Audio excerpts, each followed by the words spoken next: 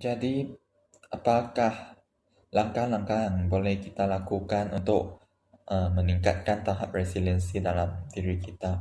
Bagaimanakah kita harus memberi reaksi terhadap sesuatu kegagalan, terhadap sesuatu cabaran yang menyebabkan usaha kamu itu tak berjaya?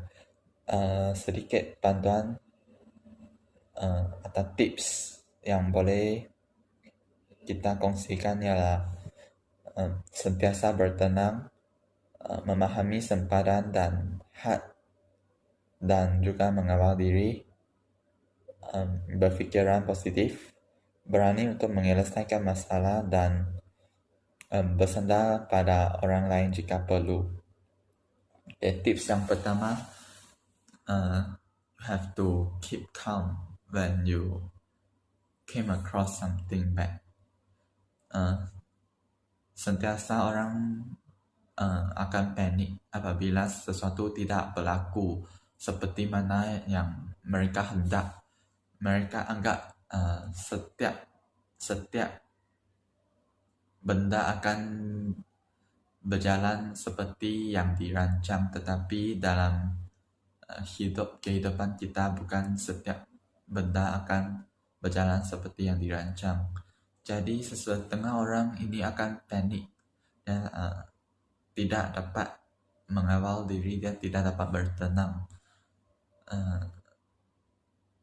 Sebenarnya bertenang ini sangat penting untuk seseorang itu, karena jika kamu tak bertenang, kamu tidak dapat berfikir secara logik dan rasional. Jadi kamu pun tidak boleh mencari jalan yang seterusnya untuk mengharungi cabaran tersebut. Jadi apabila seseorang itu menghadapi masalah, dia gagal dalam sesuatu, the first thing he should do is to keep calm, so that dia tidak akan melakukan sesuatu yang tidak logik dan tidak rasional. Karena jangan membuat keputusan semasa kamu berasa marah atau kecewa atau tertekan, since you will regret one day later. The second thing, tips yang kedua ialah memahami sempadan dan mengawal diri. Baik, setiap orang ada keupayaan mereka, dan kita hendaklah sentiasa memperkembangkan potensi kita. Jadi apabila kamu hendak menceburi sesuatu bidang yang kamu tak tahu, kamu tahu separuh atau kamu tak tahu langsung, jadi kamu hendaklah bersedia. Kamu hendaklah sediakan diri, ada plan B sebelum kamu mula. Kerana kamu pun kamu kena sedia untuk gagal lah. Kerana kamu tak mungkin boleh berjaya satu kali kalau you are new to the career, then you want a one time pass, then impossible. Jadi setengah orang itu buat benda tanpa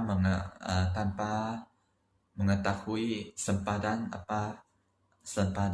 dan had, limit dan potensi mereka.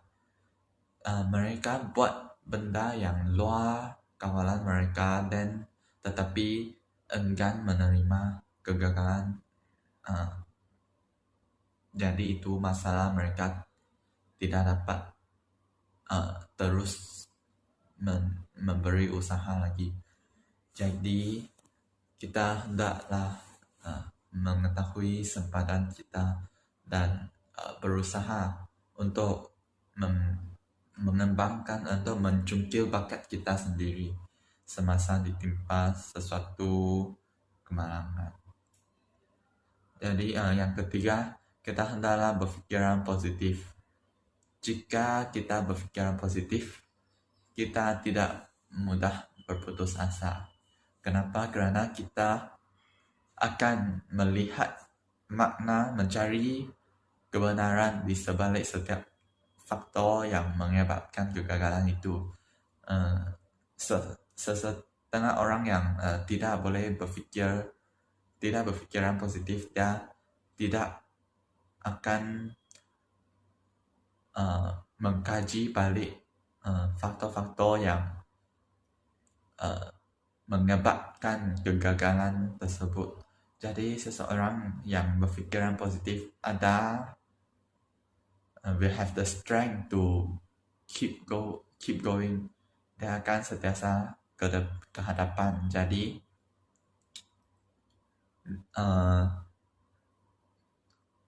just bear in mind to control your feelings and look at the good side, because everything has pros and cons.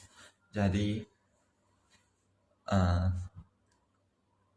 if you are positive, you will see opportunities instead of obstacles. Selepas berfikiran positif, kamu boleh identify the problems. Then you have to go to the next step, which is berusaha untuk menyelesaikan masalah. Ada setengah orang mereka tahu mengapa mereka gagal, tetapi mereka mereka akan juga berputus asa. Orang yang mempunyai tahap resiliensi yang kuat, mereka akan berani, they will be brave enough to take the second try. Kerana you have to be brave because kamu mungkin telah hilang sesuatu in the previous try, then kamu takut akan rugi lagi, jadi kamu enggan cuba lagi. Tetapi seseorang yang kuat resiliensi, dia seharusnya they should prepare themselves to they have the plan B, they've made enough precautions so that they will not do the same mistake as in the previous try. Jadi setiap orang kena ada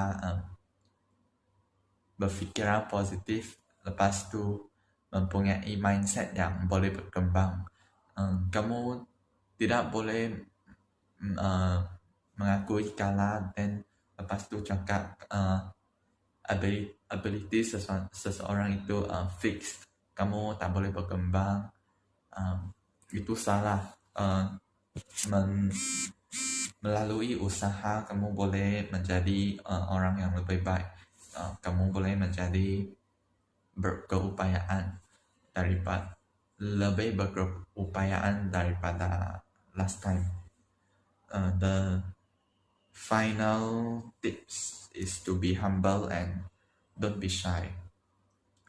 Jadi seperti mana yang telah diberitahu, setiap orang ada limit dia. Then you don't want to do everything by your own. You need a team. Jadi apabila kamu kalah, kamu gagal, kamu janganlah sombong sangat atau malu sangat untuk cari bantuan orang lain. Kamu boleh dapatkan bantuan orang lain untuk menjadikan sendiri insan yang lagi baik, lagi berkeupayaan. Jadi bukan setiap orang, tiada seseorang pun yang sempurna. Kamu kena ada inisiatif untuk belajar daripada orang lain. Since not everybody is perfect, you have to learn from others. and you will need others in your team. You need to take someone else with you so that you will have a helper, and he may be the key of success of yours. So janganlah malu atau sombong untuk dalam proses kamu untuk berjaya. Jadi tahap resiliensi itu sesuatu measurement untuk kekuatan mental seseorang, untuk plan their comeback selepas ditimpa masalah. Jadi jika kamu boleh sentiasa bertenang semasa menghadapi masalah, kamu boleh memahami sempadan dan menerima kegagalan diri, kamu boleh mengawal diri, kamu boleh berfikiran positif, kamu boleh mencari faktor yang punca masalah itu berlaku, dan kamu boleh you have the guts to try again, and you be humble, and you are not shy to look for others' help. Then kamu boleh mengharungi masalah itu next time. Jadi jangan berputus asa dengan mudah. Lepas tu tahap resiliensi seseorang pun boleh